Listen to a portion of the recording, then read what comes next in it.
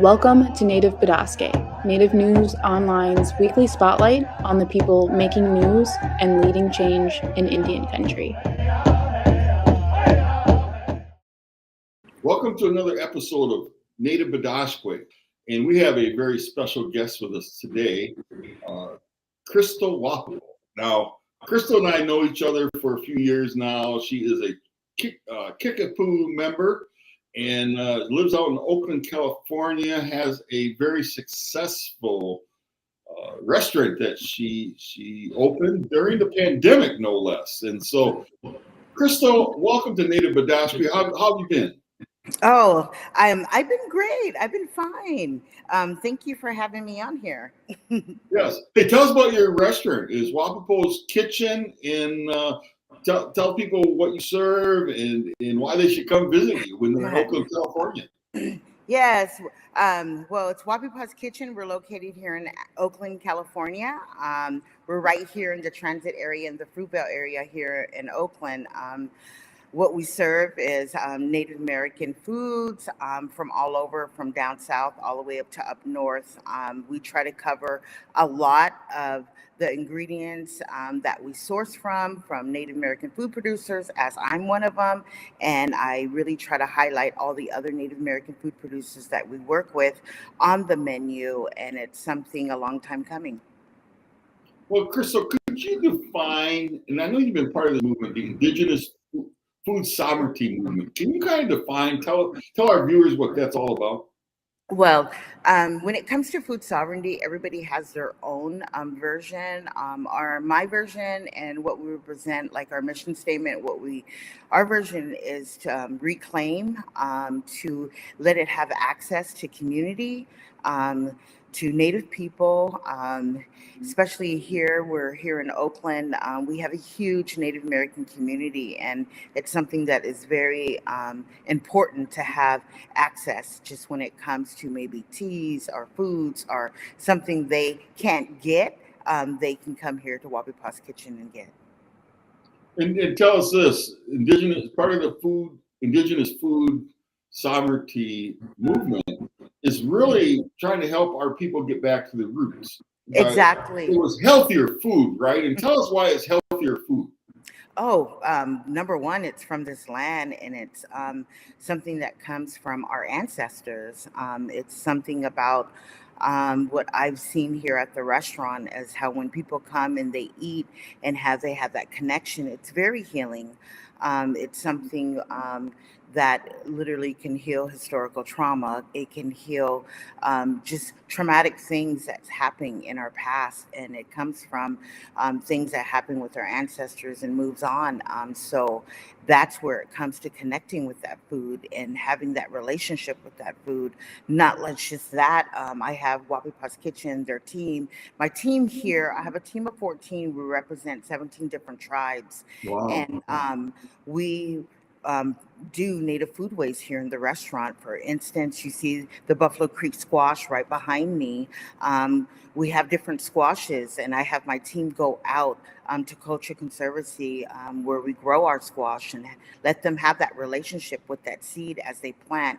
And then when it comes to harvest, has my team, they harvest this squash, and I can't even explain it. It's most beautiful thing I've ever seen, up to our food servers, all the way up to our preps, up to our chefs, up to the dishwashers, up to our part-time coming in and actually handling these foods, something that had grown. And this is where it comes to sovereignty and the reclaiming and that connection. And when you see a server serve the foods to a customer here in the restaurant, it's priceless. They actually get to say they planted the squash and get to serve it. And so at the end of the day, that's what it's about. It's about feeding the community. And I talk about this all the time. What good is it? I am a native chef. This is something I love to do, and this is something that I always have been having that connection with. But what good is it if I don't pass it along? Yeah, and I like that, Crystal. I want to kind of get back to, I remember many years ago now, over about a dozen years ago, I was on the Navajo Nation. And the young man who was at the time running the diabetes program made mention that back in like 1930s, there were like 1 or 2 cases of diabetes on Navajo. And now, fast forward all these many years later, I think half of the population on Navajo is afflicted with diabetes. And so the point I'm trying to make is this. Tell us why our people should eat indigenous foods and how they're more healthy for them, how it's healthier for them to eat those foods. Oh, wow. Definitely, it's a part of our DNA. It's a part of our DNA and who we are as people, especially having that connection with the land. When it comes to diabetes, I have family members that suffered from diabetes, and it's something where if you can participate, if you're along with the indigenous food movement, or you're participating in any kind of foods, it's always to educate yourself or surround yourself with educators to know what you're cooking and why and how come. And the part where it comes to this is where I'm known to be a creator. I love creating with indigenous foods, and this is something where I like to put my own spin on it. Our foods are so healthy when it comes to gluten-free, when it comes to high in iron, antioxidants. Our foods are so beautiful. So we don't have to try to make it healthy. It is healthy. And it's something where it needs to be showcased and seen more and ate more in the communities. But if people don't see chefs like me working in the community and doing different things with the foods, people are not going to relate to. And what I found out during all these years, and you know me a long time, Levi, what I found out through all these years that people, they just need to see how it's presented and see how it's cooked, or a little demo, and people can have all those beautiful connections. Like, for instance, we have the squash behind us.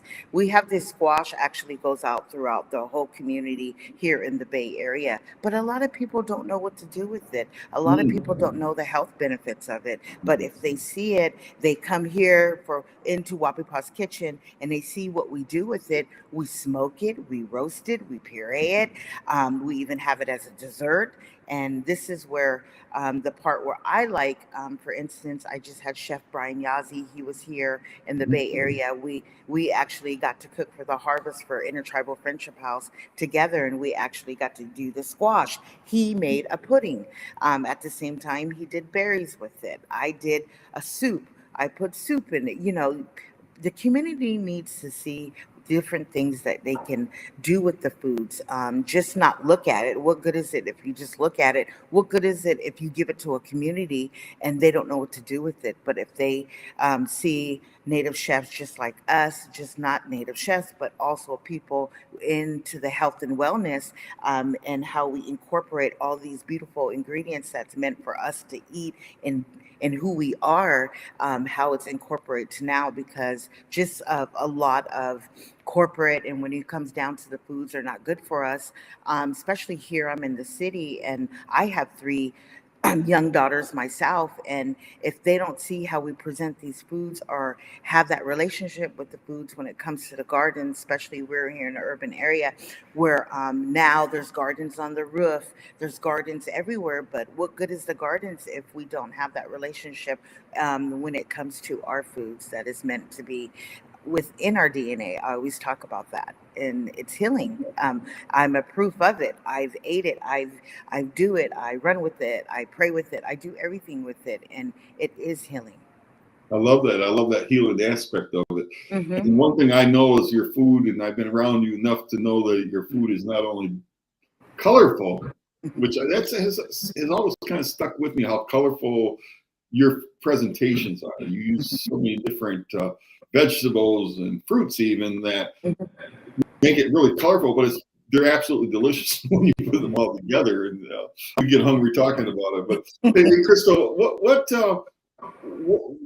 so as you're preparing the menu for your kitchen there in Oakland, you have obviously, is that one of the things that really is in your mind all the time, is that using those indigenous foods that historically our ancestors used, but make sure it's healthy. Is that always on your mind?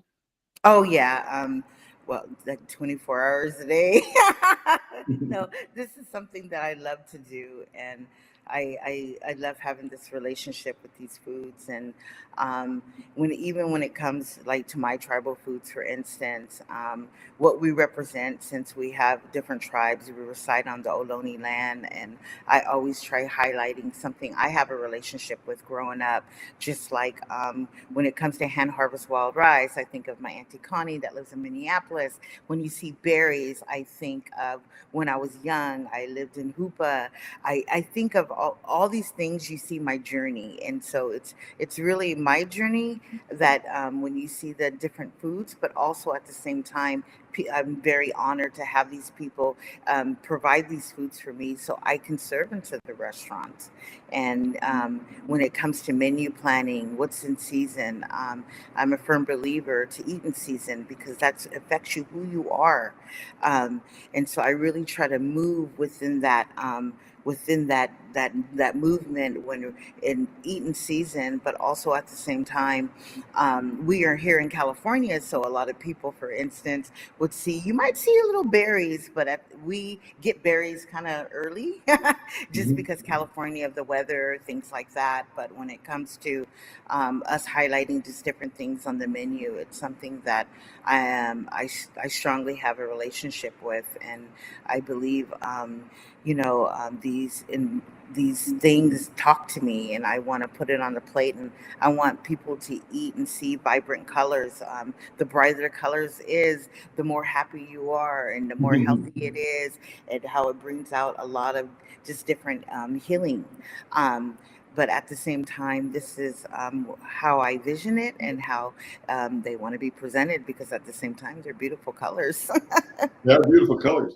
Yes. Now, what advice can you give grandparents, parents, aunties out there who want to make sure that children are given, their children, grandchildren, and nieces, nephews are given healthy foods for their native kids? What kind of snacks would you recommend?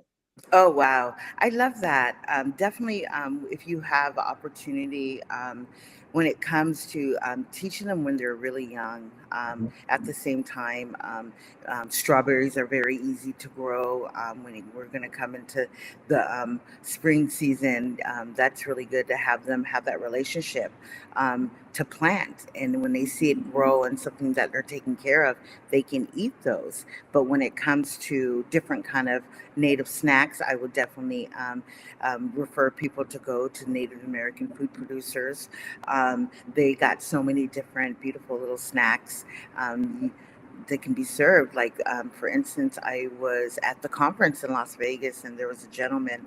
He had Native American baby food, but then I had bought some for my nieces and nephew. I had bought that and gave it to my family members and told them how to make it. And that's something at a very young age where children should have that connection with our foods. And that's, at the end of the day, that's what it's about, of everyone having that connection, but teach them why they're young. Mhm. I agree, and certainly if you teach a child to pick up a strawberry or some blueberries rather than some M&Ms, nothing against M&Ms, but with the high preponderance of diabetes, it is really important that our children are taught to And eat they healthy. definitely would have a relationship with it if they start growing it at a very young age. And I remember probably at the age 7 when I first started going out there picking berries. It stuck with me until this day. Yeah. Well, Crystal, what if there are young children, or not children, but youth, teenagers who are very interested in becoming Indigenous chefs? What advice would you give them? Oh, definitely be about community. It's about being an Indigenous chef is providing for your community and working with your community. That's my version of being an Indigenous chef. I wouldn't be here without my community. It's about um, us making our community stronger and what we can do to provide that sovereignty, but also at the same time, before when I started a long time ago, but now there's a lot of resources out there where they can reach out to. Like there's for instance, Sean Sherman, he has his natives program, reach out to them. And for instance, you can look up a lot of things online. You know, these kids are really savvy these days. Most And there's definitely. a lot of different kind of programs. And if you have an opportunity to see a native chef present or do a demo, go and meet them. When it comes to our community, our native chefs community, we're really open to teach, and we're really open to work with our community. All at the same time, we do need more chefs. I agree. I agree, and I applaud what you're doing. I know the Great Lakes. What was it? Food Sovereignty Summit was here in Wajak, Michigan. I'm in Michigan, and so Mhm. I remember before COVID, you and Sean were here, Brian Yazzie were here, and it was kind of cool to have 3 or 4 Indigenous native chefs that I know in one place, and it was fun to watch. And I remember the Friday of that summit, you actually, it was on you to provide the meal, and the food was absolutely delicious. And so, Mhm. and Crystal, you have you've been on Chopped, right, back in 2012. Recently, you've been on CNN, and they're promoting it. Tell me this: is that helping your fame? You're getting famous, Crystal, and I'm happy to see that. Oh. That's- No, does it help your business out in Oakland? Does it help your restaurant? um, yes, it actually does. um, That's just what it's all about. Yes, it actually does. But then when I do participate in different things like that, it's just about creating that space and having other people come into that space and let people realize that we're here. This is our land. These are our foods all at the same time. But when you have a restaurant, you have to, you have to promote your restaurant all at the same time.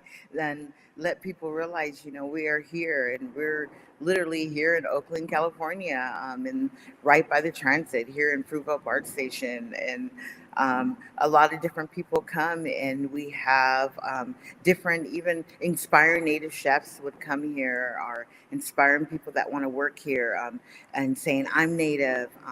Do you have any job positions open? Wow. Things like that. And That's at the what it's all about. That's beautiful. Yes, exactly. That's what it's And all just about. That's beautiful. when you see that connection, or if you see just the happy faces, like, for instance, people are calling my restaurant a family-owned business. I have 3 of my daughters work here. Oh, that's I beautiful. have a niece, I have a nephew that also works here, but also at the same time, they're from the Pomo Nation, and I want them to represent also. And I can't do this alone. It takes a community, and it takes all of us seeing that, to have that same vision, what we want at the end of the day.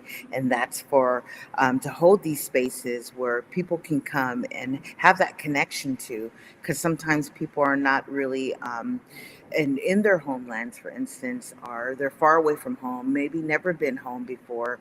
And when they come here, I want them to feel like they're at home. Yes. Well, Crystal, do you have any last comments you'd like to make about the Indigenous Food Sovereignty movement or your restaurant? Anything you want to say? I just want to say thank you for everyone throughout Native country for supporting Wapepah's Kitchen. I always said that before. It's not about me. It's all about us, and it's about letting the future, especially of Wapepah's Kitchen, of our staff and our team, what it's about, representing our foods and our people.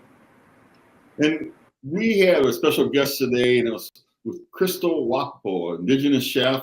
She actually was one of the semi-finalists with the James Baird Awards in 2022. Congratulations to you, Crystal. And Chi McGwitch, thank you so much for coming on to Native Bidaské. And as the year progresses and we get towards the holiday season, I'm going to have you on, so you can help our viewers prepare a holiday meal that's indigenous in nature, and we can have some fun. If you want to invite another indigenous chef, that'd be wonderful. But that'd be fun. Yeah, that'd be fun. It's all about fun, isn't it? And in eating healthy. And to our viewers, thank you so much for tuning in to another edition of Native Bidaské. We will see you next week. Have a safe week, a healthy week, and eat well. Yes, thank you. If you appreciate what we do here at Native News Online, we invite you to donate to support our continued work covering Indian country. You can scan this code with your smartphone or go to the link located below this video to donate today. We greatly appreciate your support. Please be sure to subscribe to our YouTube channel and follow us on Twitter, Facebook, and Instagram. And be sure to scan this code or go to the link below to subscribe to our newsletter. Thank you for joining us today, and please be sure to join us again next week for another episode of Native Bidaské. Chimi Gwech.